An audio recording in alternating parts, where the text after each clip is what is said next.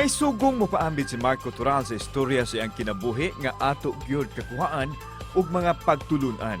Siya mo pagawa sa ihang libro nga Seasoned by Stress. Ngadto sa Amerika ug gilaraw pa nga ipagawas dinhi sa atong nasod sud nining buwan sa Nobyembre. Si Marco sakop sa mga prominenteng pamilyang Uwano sa dakbayan sa Mandawi apan bisan pa man ini. Aminado siyang nahisalaag siya ug misud sa ilegal nga droga. Sa iyang libro, detalyado niyang isaysay ang iyang kasinatian sugod pagkabata, sa iyang pagkapriso, ngadto na sa iyang pagkapili isip jail consultant sa probinsya sa Subo. Daghanang mga pagsuway ang iyang naagian kaniadto apan nagpabilin siyang lig-on alang sa iyang pamilya nga gihulagway niyang support system. Karong buntaga panalaminan ta ang iyang istorya dinhi lang sa GMA Regional TV Live. Pangumustahon ta siya karong buntaga makapuso labi na kay duna siya libro nga i-launch niya pipila ka semana gikan karon. Makapuso kanhi Capital Consultant Marco Toral. Mayong buntag ug maupay na aga Sir Marco, kumusta ka? Welcome sa programa sir. Mayang buntag sa tanan natong mga listeners sa Central Visayas ug sa Eastern Visayas. Mayang buntag. Daghang salamat Sir Marco, it's nice to see you again. Og thank you sa pagsanong sa among imbitasyon. Sir, hisgutan nato sir kining imong istorya sa kinabuhi nga makapadasig. As we all know, daghan kagagian, gikan ka sa prominente nga Uwano clan, mo imong middle name, di ba sir? Marco Uwano Toral. Kumusta yung kinabuhi ka ni adto sir katong nagdako pa ka? Actually, akong kinabuhi sa una was very comfortable ba? I was living a comfortable life. And ako actually wala ko gisaligan. Ang ako yung kuwato na ang akong mentor yun sa akong kinabuhi, ako yung grandfather.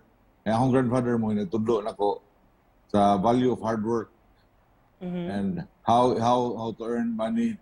So mo to nahitabo nako nga ako nagdas ang mga ice plant for 15 years until abot ang panahon nga wala gina kanang ang akong una-una nga maayay akong kinabuhi. I was living the good life. And nasubraan ba na abot ko sa panahon nga nakuan na apil-apil ko ng mga kuan parties mga drugs ba. So mo to nga na preso ginoo ko.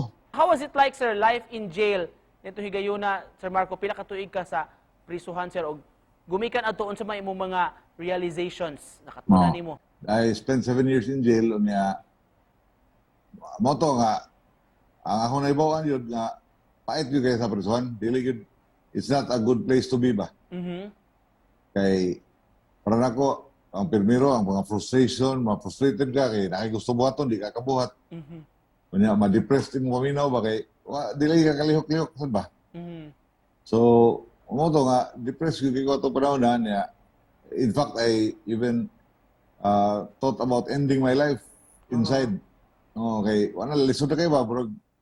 Lisod tungaso na kayo sanan para nako. Thankfully sir, ang imong kinabuhi, you made a turn around. Gikan ka na priso and then eventually sir, gitahasan ka pag dumasab sa CPDRC kaniadto sa prisuhan. Ug usa ni sir, of course Sir Marco sa hisgutan sa mismo sa ipagawas nimo nga libro, imong autobiography. Can you share to us some details sir usay angayang atangan ini? Actually, ang kaniyang libro is about the story of hope ba and perseverance bitaw kanang makautong ka ba, utong ka niya kung sa mong may buhaton. It's actually ang katong pagkatrabaho na ko sa PDRC, namo to'y salida nga gibuhat tong Happy Jail. Happy Jail katong sa Netflix ba. So ako tong story sa ang kaning libro nako is a different one. And sa akong libro is about me akong pagsugod yun ako ka priso hangtod pagkalaya nako. Sa mga interesado Sir Marco, detalye sa imong libro kanu saan nimo i-release, asa man nima palit sir, available ba ni diri sa Pilipinas Sir Marco? Yeah, actually ang kaniyang libro will be launched on November 17. It will be available on paperback and hardback version. Yeah, it is primarily available in the US lang at amazon.com. and physically available within the month at Barnes and Noble kaning sa Amerika nga distribution. Kanya it can be available here in Cebu and in the Philippines through my website lang www.marcotoral.com. In closing, sir, unsay gusto nimong ipaambit nga mensahe sa atong mga viewers nagtan-aw na ato ron dinhi sa Central ug Eastern Visayas? Yeah. To all our viewers, ako usaryo ko kasulti ani ug nagay tay mga pagsubok sa buhay sa kinabuhi na to. Ayaw lang gid paglaom kay ang ganin tanan lumalabay ra. Tinuod gyud na, sir, og as you were saying, seasoned by stress. Na gyud ang imong personalidad, ang imong pagkatao. Daghan kay salamat sa pag-uban ka namo karong buntaga paghatag og tidbits ug sa impormasyon kabahin sa imong ilusad unya nga libro mga kapuso kanhi Capital Consultant Marco Owano Toral. Salamat kay Sir Marco. Thank you, Nico. Thank you. Thank you. Have a nice day. Bye.